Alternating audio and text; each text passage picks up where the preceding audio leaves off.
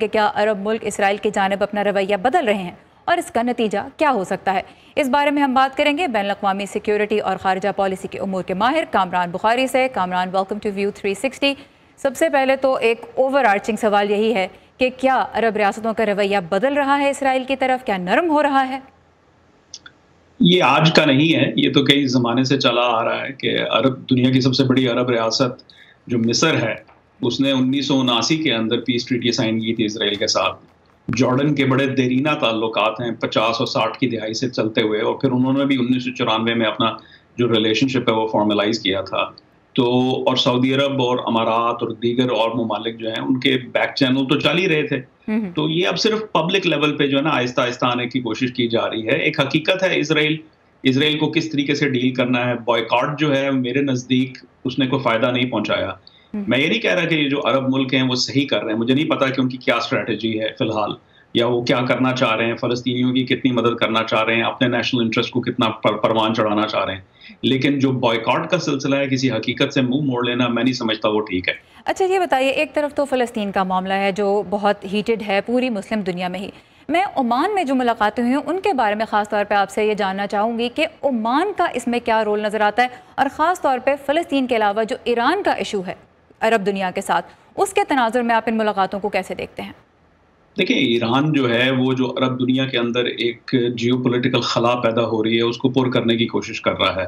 عرب دنیا کے پاس خود سے اندرونی طور پہ کوئی خاص طاقت نہیں ہے، اور امریکہ جو ہے وہ عرب دنیا کے ساتھ اس طریقے سے ایران کے ساتھ لڑنا نہیں چاہتا جس طریقے سے عرب دنیا چاہتی ہے۔ تو ظاہر ہے پھر عربیوں کو کچھ نہ کچھ تو کرنا ہے۔ تو میں سمجھتا ہوں کہ بیلنسنگ ایکٹ ہو رہی ہے۔ یاد رہے کہ عمان جو ہے وہ ایران کے ساتھ بھی بہت گہرے روابط ہیں، بلکہ یہ جو نیوکلیئر ڈیل شروع ہوئی تھی اس کے نیگوسیشنز جو ہیں وہ براستہ مسقط ہوئی تھی۔ تو ایسا نہیں ہے کہ عمان کا جھکاؤ اسرائیل کی طرف ہے اور ایران سے کم ہے۔ یہ ایک بیلنسنگ ایکٹ ہے۔ اگر آپ ایک چھوٹا پلیئر ہیں خطے کے اندر اور آپ اپنے مفادات کو محفوظ رکھنا چاہتے ہیں تو آپ بڑی طاقتوں کی جنگ کے درمیان نہیں آتے، بلکہ کوشش کرتے ہیں کہ آپ دونوں کے ساتھ تعلقات بنا کے رکھیں۔ اور عمان کا ہم نے یہ دیکھا کہ ایک چھوٹی ریاست ہونے کے باوجود کافی کامیابی کے ساتھ اس نے مختلف سٹیک ہولڈرز کے ساتھ اپنے تعلقات رکھے ہیں۔ جب یہ اسرائیل کے وزیر اعظم سے ملاقات ہوئی، اس سے پہلے فلسطینی اتھارٹی کے جو صدر ہیں محمود عباس، ان سے بھی عمان نے ملاقات کی۔ اب آپ نے جس طرح ایک بیک گراؤنڈ بھی دی کہ جو عرب ممالک ہیں یہ آج کی بات نہیں ہے، ان کے سعودی عرب کے اسرائیل کے ساتھ بیک چینلز پہ تعلقات رہے ہیں، تو پاکستان اور دیگر مسلمان ممالک میں جہاں فلسطین کا ایشو بہت ایک ایموشنل ایشو ہے، کیا پیغام ملتا ہے ان کو؟ خاص طور پہ یہ جو بھی اسرائیل کا جہاز آیا، اس کی جو کنٹروورسی ہوئی، جہاز آیا نہیں آیا اس بارے میں حکومت نے تو تردید کر دی بالکل، بٹ اس کنٹروورسی کے تناظر میں اسرائیل کی جانب مسلمان ملکوں کے عوام کا رویہ کیا اب ہونا چاہیے؟ کیا پیغام ملتا ہے ان کو؟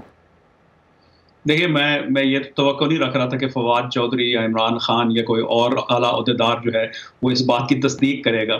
وہ تو تردید ہی انہوں نے کرنی تھی۔ اس کا یہ مطلب یہ نہیں ہے کہ وہ آئے یا نہیں آئے، یہ کسی کو نہیں پتا۔ لیکن جہاں تک جو ہے اسرائیل کا اور پاکستان کا تعلق ہے، میں نے آج ڈیلی ٹائمز میں ایک آپ ایڈ چھاپا ہے، اس میں میں نے کہا ہے کہ بھائی دیکھیں، اگر آپ یہ کہہ رہے ہیں کہ اسرائیل کا بائیکاٹ کر کے تو آپ نے فلسطینیوں کا 70 سال سے کوئی فائدہ کیا ہے، تو حقیقت تو اس کے برعکس ہے۔ ہم نے کوئی فلسطینیوں کی کوئی مدد نہیں کی۔ ہم نے بس ایک اپنے پاسپورٹ میں لکھا ہوا ہے کہ یہ پاسپورٹ ہر ملک کے لیے جو ہے وہ ویلڈ ہے، ماں سوائے اسرائیل کے۔ اس کے علاوہ ہم نے فلسطینیوں کو اس سمبولک جو ہے وہ سپورٹ کے علاوہ ہم نے کچھ نہیں دیا۔ اب یہ ہے کہ اسرائیل کے ساتھ جو ہے تعلقات بنانے سے میں سمجھتا ہوں، میں نہیں کہہ رہا کہ فل ڈپلومیٹک ریلیشنز ہونے چاہیے یا کس قسم کا تعلق ہونا چاہیے، یہ میں حکومت پاکستان پہ چھوڑتا ہوں۔ لیکن اگر کوئی تعلق ہوگا، کوئی جو ہے نا بات چیت ہوگی، تبھی پاکستان اپنے مفادات کو جو ہے نا پرسو کر سکے گا اور فلسطینیوں کے لیے کچھ کر سکے۔ آلرائٹ، کامران بخاری سیکیورٹی اور خارجہ امور کے ماہر ہمارے ساتھ تھے۔ Thank you for your time and insight.